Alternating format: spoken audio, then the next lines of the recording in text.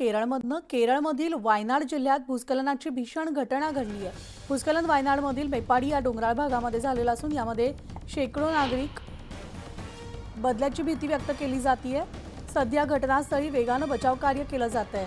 बचाव कार्यासाठी हवाई दलाचं MI-17 आणि ALH हे 2 हेलिकॉप्टर सुद्धा तैनात करण्यात आलेले आहेत। केंद्रीय आरोग्य विभागानं उभ्या केलेल्या कंट्रोल युनिटच्या मदतीनं दुर्घटनाग्रस्तांची मदत केली जाते। दुर्घटनेप्रकरणी पंतप्रधान मोदी आणि राहुल गांधी यांनी ट्विट करून दुःख व्यक्त केलं।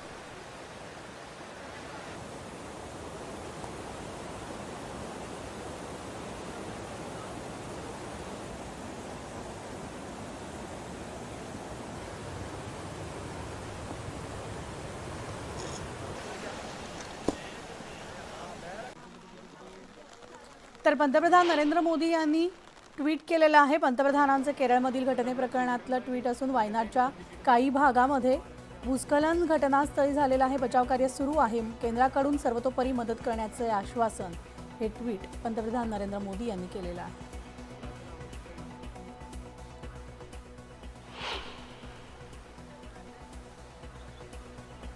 तर राहुल गांधी यांनी देखील ट्विट केलेलं असून वायनाडच्या मेपाडीजवळ घडलेली घटना दुःखदायक आहे।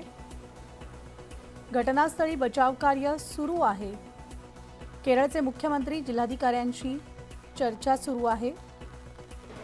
केंद्रीय मंत्र्यांशी चर्चा करून मदत करण्याची विनंती केली जाणार असल्याचे ट्विट राहुल गांधी यांनी केले।